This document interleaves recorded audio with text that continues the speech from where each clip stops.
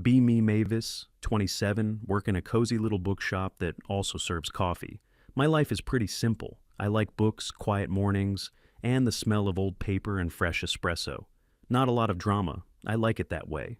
My dating life for the past couple of years has been a series of duds. Guys who only talk about themselves. Guys who can't hold a conversation. Guys who seem to think being mysterious just means not answering basic questions. I was pretty much over it, not actively looking, just living my life. Then, one afternoon, Nolan walked in. I didn't know his name at the time, of course. He just seemed like a normal guy. Dressed nicely but not flashy, looked a little tired, like everyone who works in an office. He ordered a black coffee and I was making it for him. I turned around to hand it to him, and in that split second, some kid ran past, bumped into my arm, and the coffee went everywhere. Mostly on me, but a good splash got on the front of his shirt. Oh, great. Just what I needed. I started apologizing immediately, grabbing a wet cloth. I'm so sorry. Oh my gosh. Let me get you another one on the house, and I can pay for the dry cleaning. I'm really sorry. I was expecting him to be annoyed. Most people would be. But he just stood there with this weirdly calm, almost startled look on his face. He put his hands up like he was surrendering. No, it's fine. It was an accident. Please don't worry about it. He was looking at me, but it was like he was looking for something, like he was waiting for the other shoe to drop. I insisted on getting him a new coffee. He seemed hesitant to even accept that, which was strange. Are you sure? I don't want to be a bother. Dude, I just doused you in hot bean water. It's the least I can do. He finally took the fresh coffee and a handful of napkins. He dabbed at his shirt, but the stain was already setting in. Well, that's my fault for wearing a light-colored shirt, he said with a small, tired smile. It was the strangest reaction I'd ever seen to something like that. No anger, no frustration, just immediate self-blame and resignation. He was about to leave, but I felt bad. Hey, seriously, let me at least give you my number so you can text me the cleaning bill. He looked genuinely shocked that I'd offer. Really, it's okay. It'll wash out. But I insisted. I wrote my name and number on a napkin. Mavis. He took it and finally introduced himself. Nolan, he left, and I thought that was the end of it. Just a clumsy, awkward Tuesday. The next day I got a text. Hey, it's Nolan, the guy you baptized in coffee yesterday. Shirt is fine, no dry cleaning needed. But since I have your number now, I was wondering if you'd let me buy you a coffee sometime, one that you actually get to drink. It was kinda charming, and I was curious about the guy who apologized for getting coffee spilled on him. I said yes. Our first date was a few days later. We met at a neutral location, a different coffee shop. The conversation was careful. He asked a lot of questions about me. What books I liked, what I did for fun, my opinions on movies. But when I'd ask him something, he'd give these really hedged answers. What kind of music are you into? Oh, a bit of everything, really. Nothing too controversial, I guess. What about you? It felt like he was constantly deflecting, trying to figure out the right answer before he spoke. We were talking about a new movie that had just come out. I said I thought it was a bit overrated. He physically tensed up for a second. Just a tiny, barely noticeable tightening in his shoulders. Oh yeah, I can see that. There were definitely some problematic elements to it. The way they wrote the female characters was a little thin, for sure. It sounded like he was reading from a script. I just blinked. I just thought the plot was kinda dumb. The explosions were cool, though. He stared at me for a solid 5 seconds, and then he let out this breath he seemed to have been holding for the entire date. A genuine, real smile finally appeared on his face. Yeah, the plot was really dumb, he said, and he sounded relieved. That's when I realized he wasn't boring or evasive. He was scared. He was walking on eggshells around me, a total stranger. I couldn't figure out why. Despite the weirdness, I liked him. When he wasn't being so guarded, he was funny and smart. There was a warmth to him that was buried under a thick layer of anxiety. We agreed to a second date. The next few weeks were a process of him slowly, very slowly, letting his guard down. It was like watching a rescue animal learn to trust people again. I started noticing all these little habits he had. He'd open doors for me and then immediately look at my face, as if checking for a negative reaction. The first time I just smiled and said, "Thanks, Nolan." He seemed so relieved it was almost comical. We went for a walk in the park one evening, and it got a little chilly. He took off his jacket to offer it to me, but he hesitated. He held it halfway between us. "You look cold. Would you? I mean, you don't have to, but would you want to wear my jacket? Or is that weird?" "I'd love to, thank you," I said, trying not to show how strange his phrasing was. He wrapped it around my shoulders and seemed genuinely happy when I snuggled into it. Everything that should have been a normal, kind gesture felt like a major diplomatic negotiation for him. One night, I cooked dinner for him at my place. It was nothing fancy, just some pasta and a salad. When I put the plate in front of him, he just stared at it. "This looks amazing, Mavis. You really didn't have to do all this." "I wanted to," I said. "I like cooking." His expression was unreadable. "It's just... thanks. It's been a while since someone just did something nice like this." After we ate, he insisted on washing every single dish. He wouldn't let me help. He scrubbed the counter, dried everything, and put it all away perfectly. It wasn't just him being helpful. It felt like he was trying to repay a debt, like my simple act of cooking dinner had to be immediately balanced out, or something bad would happen. I tried to ask him about his last relationship once. It was a light, casual question. We were watching a rom-com, and I asked, "So, what's the longest you've ever dated someone?" The light in his eyes just went out. He turned his gaze from the TV to the floor. "A couple of years," he said, his voice flat. "Oh, wow. What happened?" I asked before I could stop myself. He was quiet for a long time. "It was complicated," he finally said. "She was very passionate about her beliefs." And that was it. He changed the subject, and I could tell from the rigid set of his jaw that I was not to bring it up again. Her name was Ellen. He mentioned it once by accident, and then immediately corrected himself to my ex. The name hung in the air like a bad smell. A month or two into us dating, he took me to a barbecue at his friend's house. I was a little nervous, but his friends were awesome. Just a bunch of normal, funny guys. The welcome I got was almost overwhelming. His best friend, a guy named Tom, pulled me aside while Nolan was grabbing drinks. "Hey Mavis, I just want to say, it's so good to see him like this." "Like what?" I asked.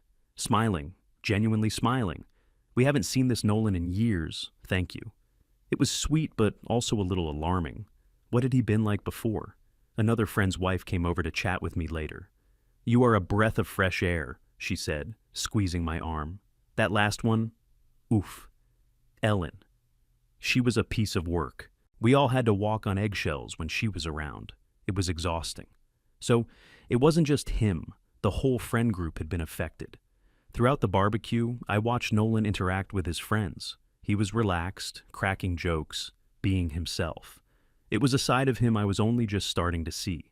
But every so often he'd say something, then glance over at me. That old habit of checking for a reaction. His friends noticed it too. He made a joke about one of them being terrible at grilling. Something about weaponized incompetence with tongs. Everyone laughed, but then Nolan's eyes flicked to me. Tom clapped him on the shoulder. "Dude, relax. Mavis isn't going to write a thesis on your problematic language. It was a joke." Nolan's face flushed with embarrassment. I just reached out and took his hand. "It was a funny joke," I said softly. He squeezed my hand back, a silent thank you.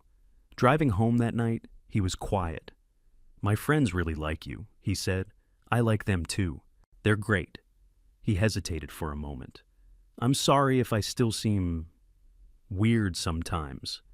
"You're not weird, Nolan. You're just careful." He let out a long sigh. Ellen, she saw the world differently. Everything was political. Everything was a statement. A joke wasn't just a joke. It was a microaggression. A preference wasn't just a preference. It was a sign of deep-seated bias. It was the most he'd ever said about her. "For example," he continued, his eyes fixed on the road, "the coffee thing, when you spilled it on me. Yeah? My first immediate thought was that you were going to yell at me, or that I had somehow intimidated you into being clumsy. I was already preparing my apology for my aggressive male presence in a female-dominated space like a coffee shop. I was speechless. With Ellen, if a waitress spilled something, it would turn into a 20-minute lecture about the pressures placed on women in the service industry by the patriarchy. The poor girl just wanted to get a towel." He shook his head, a sad, distant look on his face. "I spent 2 years learning to analyze every single word before I said it. every action. I was constantly trying to preempt the next accusation, and I always failed. The stories started to come out after that, little by little. They were never volunteered. They'd only come up when something in our normal, happy life would trigger a memory for him. One weekend, I was feeling a bit under the weather, just a simple cold. Nolan was amazing. He went out and got me soup, tissues, medicine. He put on my favorite comfort movie and made sure I had a blanket. He was just taking care of me. I thanked him, saying he was the best. He got that sad look in his eyes again. "What is it?" I asked. "The last time I was sick, I had a really bad flu, fever, the whole 9 yards. I asked Ellen if she could maybe pick up some medicine on her way home from work." He paused, as if bracing himself. "And she told me that the concept of the man flu was a perfect example of male fragility. How men constantly need to be coddled and centered, even in illness, because we can't handle the slightest discomfort without making it a drama. She said my expectation for her to care for me was rooted in the patriarchal assumption that women are natural caregivers." "She didn't get you the medicine?" I asked, horrified. "No. She came home and told me to suck it up and dismantle my own internalized privilege. I didn't know what to say. I just took his hand. How do you live like that?" Another time, we were assembling some flat-pack furniture for my apartment, a new bookshelf.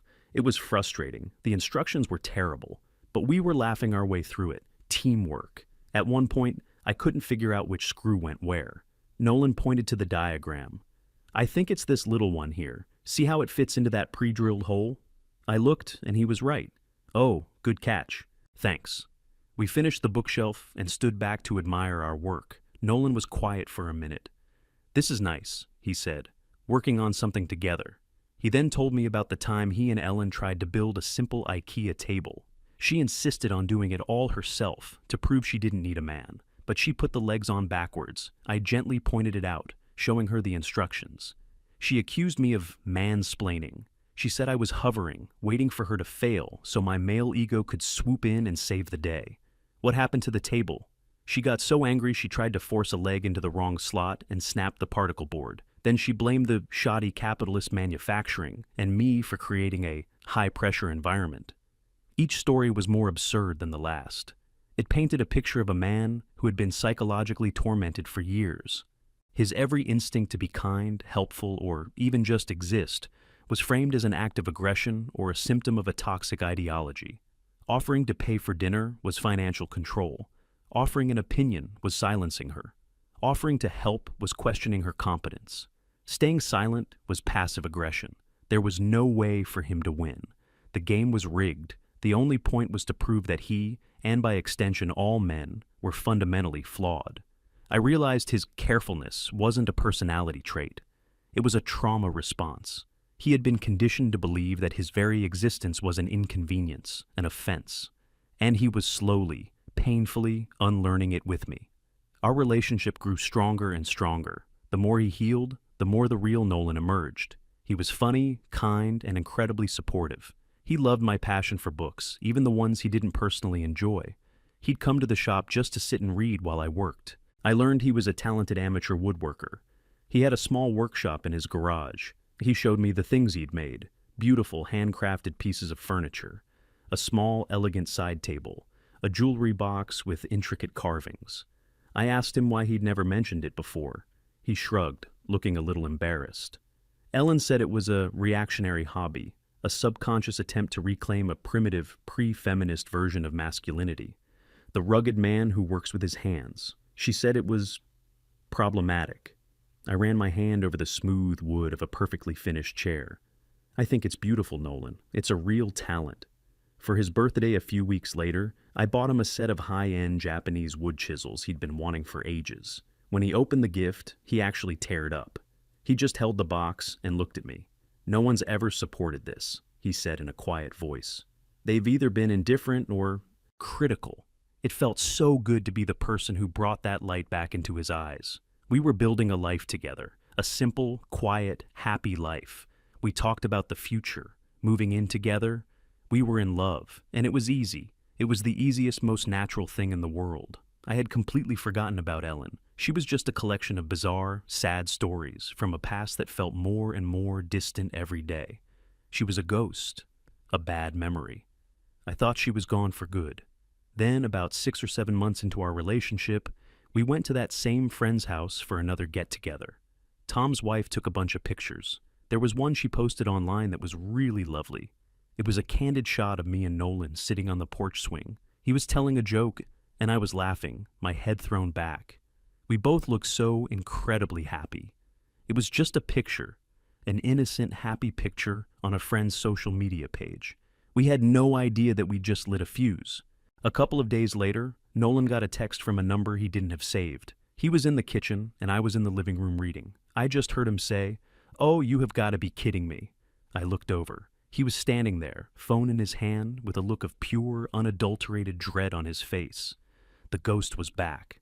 I put my book down. "Nolan, what is it?" He walked over from the kitchen, his face pale. He didn't say anything, just handed me his phone.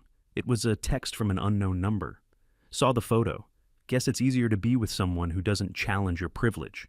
Must be nice to have a little doll who just smiles and nods. Hope you're happy with your patriarchal fantasy. It was so condescending, so dripping with acidic self-righteousness. It had to be her. "It's Ellen," he said, confirming my thoughts.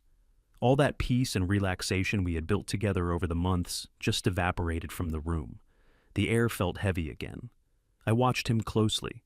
His shoulders were tense, his jaw was clenched. It was the old Nolan look, the one I hadn't seen in so long.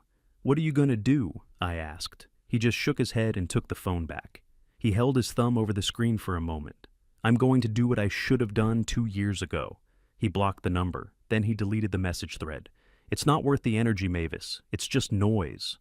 I admired his restraint. I, on the other hand, felt a hot flash of anger. How dare she? How dare she try to poison this good thing we had, just because she couldn't stand to see him happy? But I followed his lead. I took his hand and squeezed it. "You're right. She's not worth it. Let's just forget it." We tried. We really did. We ordered a pizza, put on a movie, but her little text message grenade had done its damage. The mood was broken. Nolan was quiet and withdrawn for the rest of the evening. He kept staring at his phone, even though the number was blocked, like he was expecting another attack from a different direction. And he was right to. A few days passed, no more texts. I started to think, maybe that was it. A single pathetic shot across the bow, and now it was over. I was naive. Ellen wasn't the type to give up after one failed attempt. She just changed tactics. Nolan's friend Tom called him one night. Nolan put it on speakerphone since we were in the middle of making dinner. "Hey man, just a heads up," Tom said, his voice sounding a little strained. "Ellen is on the warpath." Nolan sighed. "What now?" "She's been messaging a few of us. Me, Sarah, a couple of others. She sent this long, rambling message. About what? Basically, a character assassination piece on you. Said you have a deep-seated fear of intellectually superior women. That you punished her for her activism by emotionally withdrawing. She claimed our entire relationship was a case study in toxic masculinity, and that you breaking up with her was the final act of silencing a powerful female voice. I had to physically restrain myself from yelling at the phone. It was pure projection. She was describing herself. Nolan just leaned against the counter, looking exhausted. "What did you guys say?" Tom laughed, a short, sharp sound. "What do you think we said? I told her she was delusional. Sarah told her to lose our numbers. We were all there, man. We saw how she treated you. We saw you walk on eggshells for 2 years. None of us are buying her sob story." A wave of relief washed over me. His friends were good people. They had his back. "Thanks, Tom. I appreciate that," Nolan said, and he sounded genuinely grateful. "Of course, man. We're just pissed she's trying to drag you back into her vortex of crazy." And she had some choice words for Mavis, too. "Oh," I said, speaking up. "Yeah. Called you a pawn in his reactionary fantasy. Said you were a victim of internalized misogyny who performs traditional femininity for male approval." I just laughed. It was so absurd, so textbook. "Don't worry about it, Tom. It's like she's reading from a pamphlet. It doesn't bother me." But it did. It bothered me that this woman, who didn't know a single thing about me, was trying to define me, to put me in a neat little box labeled traitor to the cause. After the call, Nolan apologized. "Mavis, I am so sorry you're being dragged into this." It's not your fault, Nolan. She's the one doing this. We're a team, remember? He smiled, but it didn't quite reach his eyes. The fortress we had built was secure, but the enemy was now lobbing projectiles over the walls. When messaging his friends directly didn't work, she went public. Not by naming names, of course. She was too clever for that. She started posting long, vague rants on her social media. We knew they were about Nolan because Tom would screenshot them and send them, usually with a caption like, "You seeing this crap?" Posts about the subtle violence of a man who refuses to be educated. Posts about men who seek out docile, uncomplicated women because they are too fragile to handle a true partner who challenges them. She wrote a long, meandering essay about the aesthetic of submissiveness and how some women adopt it to feel safe in a patriarchal world, describing a woman who wears dresses and enjoys domestic hobbies. She was clearly talking about me. It was infuriating. She was painting him as this emotional tyrant and me as his brainwashed simpleton. Nolan refused to look at them. He deleted all his social media apps from his phone. "I'm not playing her game," he said. "I'm not letting her live in my head." But she was already there. I could see it. He started getting more guarded again. He'd second-guess his jokes. He'd hesitate before offering me his jacket. All those old, fearful habits started creeping back in. Ellen's campaign of psychological warfare was working, not because he believed her, but because it was a constant, draining reminder of the years he'd spent being criticized for his very nature. He was on edge, waiting for the next attack. We both were. It was like a siege. We were safe inside our home, in our relationship.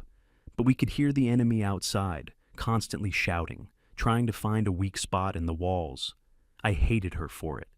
I hated her for trying to steal the man I'd come to love, the real Nolan who was finally learning to be himself without fear. The stress was taking a toll. One evening, he was working in his garage, sanding a piece of wood for a new project. I brought him out a glass of water. He was so focused, he didn't hear me come in. His movements were jerky, angry. He was sanding the wood with way too much force, his knuckles white. He was taking all his frustration out on this inanimate object. "Nolan?" I said softly. He jumped, startled, and dropped the sandpaper. "Hey, I didn't hear you," he said, forcing a smile. "Are you okay?" He looked down at the wood, then at his hands. He let out a long, shuddering breath. "No," he said, his voice thick with emotion. "I'm not okay." He finally looked at me, and his eyes were full of a deep, profound hurt. "She's trying to prove she was right all along. She's trying to prove that I am that guy, that I'm this toxic monster, and she's doing it by making me feel the way I used to feel when I was with her. Angry, frustrated, on edge." He sank down onto a nearby stool. "When I'm with you, Mavis, it's quiet. My mind is quiet. I feel normal for the first time in years. But she won't let me have it.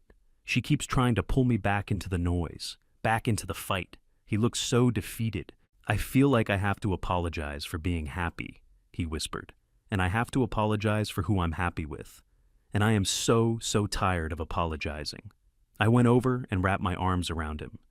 "You don't have to apologize for anything," I said into his shoulder. "You're a good man, Nolan. She's just a miserable person who wants everyone else to be miserable too." He held on to me tightly. "What if she never stops?" he asked. "Then we'll just keep ignoring her. We'll be so happy it'll drive her crazy." I meant it as a joke, to lighten the mood. But, as it turned out, that was a pretty accurate prediction. The indirect attacks weren't getting the reaction she wanted. Nolan wasn't responding. His friends had blocked her. Her vague posts were just getting likes from her own echo chamber. She needed a new strategy. She needed to make it impossible to ignore. A week or so after Nolan's breakdown in the garage, we decided to have a quiet date night. Things had been tense, and we just needed to reconnect. We went back to the little bookshop cafe where I work. It was our spot. It was quiet, comfortable, and full of good memories. It was where our story started. It was an evening shift, so one of my coworkers was behind the counter. We just found a little table in the corner, ordered some tea, and talked. It was nice. For about an hour, things felt normal again. We were laughing about something silly, one of my regular customers who always orders the most complicated drinks. Nolan was finally relaxed. The tension was gone from his shoulders. He was smiling that real, genuine smile. I was looking at him, feeling so full of love and gratitude for this man. And then the bell above the door jingled. I glanced up. A casual, automatic gesture. My heart stopped. It was her. Ellen. I'd only ever seen her in photos on Nolan's friends' old social media posts, but I knew it was her instantly. She had this aura of confrontational energy around her. Sharp haircut, sharp clothes, a sharp scanning gaze that swept across the room like a predator looking for a target. She hadn't seen us yet. She was standing by the entrance, her eyes adjusting to the soft light of the shop. I looked at Nolan. He hadn't seen her. He was still smiling, waiting for me to respond to his joke. "Mavis, you okay? You look like you've seen a ghost." And in that moment, I realized that's exactly what she was, a ghost from his past, here to haunt us in our sanctuary. I subtly tried to angle myself to block her view of him. "Let's go," I said, my voice low and urgent. "Let's just pay and go, right now." His smile faded. He saw the panic in my eyes. "What? Why?" He started to turn his head towards the door. "Nolan, don't," I pleaded, but it was too late. Her eyes locked onto his. A slow, cold smile spread across her face. It wasn't a happy smile. It was a smile of triumph, the smile of a hunter who has finally cornered its prey. She started walking towards our table. Every step she took was loud and deliberate on the old wooden floorboards. The quiet, peaceful atmosphere of the bookshop was shattered. I felt Nolan go completely still beside me. All the warmth, all the life, just drained out of him. He was a statue. He was back on the side of that road, staring at a flat tire. He was back in his apartment, being lectured for making coffee. He was back in that prison, and the warden was walking right towards us. She stopped at our table, her shadow falling over us. The entire shop seemed to go quiet. My coworker behind the counter was watching, wide-eyed. A few other customers looked up from their books. She didn't even look at me. Her eyes were fixed on Nolan, boring into him. "Nolan," she said, her voice dripping with mock sweetness. "Fancy seeing you here. I didn't take you for a reader. Or does she pick out the books with small words for you?" It was a direct hit, designed to emasculate and belittle. Nolan didn't rise to the bait. He just sat there, his expression a blank mask of stone. "Hello, Ellen," he said, his voice flat and devoid of any emotion. It was the voice he used on the phone with telemarketers. Her smile faltered for a second. That wasn't the reaction she wanted. She wanted anger, shouting, a big, messy public scene where she could be the victim. She turned her attention to me for the first time. She gave me a slow, deliberate head-to-toe scan, her lip curled in a faint sneer. I was wearing a simple, comfortable sweater dress. "And you must be the replacement," she said, her voice laced with condescension. "Mavis, is it? I've seen your picture. You look exactly like I imagined." I didn't say anything. I just looked back at her, refusing to be intimidated. I wasn't going to get into a shouting match in my own workplace. Nolan spoke up, his voice still unnervingly calm. "Ellen, you need to leave. You're not welcome here." She laughed, a sharp, ugly sound that was completely out of place in the quiet shop. "Oh, I'm not welcome? You bring your little Stepford girlfriend to a public place, and I'm the one who's not welcome? This is classic. This is exactly what I'm talking about. Men trying to control public spaces, trying to silence women who make them uncomfortable. She was performing. She was speaking loudly, making sure the other customers could hear her buzzwords. She was building her narrative. Nolan just slowly shook his head. "This isn't a public space. This is where she works. You came here to harass us. Now leave." The direct, simple command seemed to infuriate her more than any insult could have. "Harass you?" she almost shrieked. "I came in for a cup of coffee, and I find my ex-boyfriend, who emotionally abused me for 2 years, flaunting his new submissive partner in my face. And you have the nerve to say I'm harassing you?" The accusation hung in the air. Emotionally abused. It was the nuclear option, the ultimate, unprovable, reputation-destroying claim. I saw a flicker of something in Nolan's eyes. Not fear, not anger. It was exhaustion. The exhaustion of a man who knew this was always how it was going to end. But then, something shifted. I looked at Nolan, and I saw him take a deep breath. He wasn't the same man she had tormented for 2 years. He had spent months in the quiet, healing. He had friends who supported him. He had me. The blank mask on his face was replaced by a look of cold, hard pity. He finally stood up, not aggressively, but with a weary finality. He was taller than her, and he just looked down at her. "You know, Ellen," he said, and his voice was quiet, but it cut through the silence of the shop. "For a long time after we broke up, I thought I was the problem. I analyzed every conversation, every argument. I thought maybe if I had just tried harder, been more understanding, read more of the books you told me to read, I could have fixed it." She looked triumphant. This was what she wanted, a confession. But he wasn't finished. "But now, seeing you here, I realized something. I was never the problem. You were." Her smug expression vanished. "You don't want a partner," he continued, his voice steady and clear. "You want a project. You want a villain for the story you tell yourself, the one where you're the brave hero fighting the patriarchy one boyfriend at a time. You feed on conflict. You thrive on finding fault. You're addicted to outrage." Every word was a perfectly aimed dart. She was speechless, her mouth slightly open. "You talk about strong women, but you can't stand to see another woman happy with a man you've discarded. You talk about empowerment, but your goal is to tear people down to make yourself feel bigger. You are the most miserable, toxic person I have ever met in my entire life." He paused, letting the words sink in. "Our relationship didn't fail because I was a sexist. It failed because you are incapable of happiness. And you can't stand that I found it after I left you." He looked over at me, his eyes softening for just a moment. "And I did find it," he said, more to me than to her. Then he looked back at Ellen, his expression turning to stone once more. "Now get out. And if you ever contact me, or my friends, or Mavis again, it will be the last time you do it without a lawyer present." The threat was delivered so calmly, so matter-of-factly, that it was more chilling than any shout. Ellen just stood there, her face a mask of pure, unadulterated rage. Her entire narrative had been dismantled, turned back on her in public. She had been exposed. She opened her mouth, probably to let loose a torrent of abuse, but my coworker, a brave college kid named Leo, finally stepped in. "Ma'am, I'm going to have to ask you to leave. You're disturbing the other customers." Several people were now openly staring. One guy in the corner had his phone out, though I don't know if he was actually recording. The public humiliation was the final straw. She shot one last look at Nolan, a look of pure hatred. Then she turned to me. "Enjoy your cage, little bird," she hissed. Then she spun around and stormed out of the shop, the bell on the door clanging violently behind her. The silence she left in her wake was deafening. Then, slowly, a couple of the other customers started to clap, just a soft, scattered applause. Nolan didn't even seem to notice. He just sank back down into his chair, looking like he'd just run a marathon. I reached across the table and took his hands. They were trembling slightly. "I'm so proud of you," I whispered. He looked up at me, a dazed, almost surprised look on his face. "I can't believe I said all that," he said, his voice barely audible. "You said what needed to be said. You spoke your truth."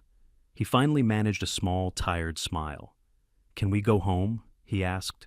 "Yeah," I said. "Let's go home." We left the shop, and as we walked out onto the street, he wrapped his arm around me and pulled me close. The air was cool and crisp, and it felt like we were breathing freely for the first time in weeks.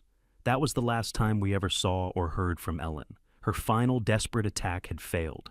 She had brought the fight to us, and she had lost. There was nothing left for her to do.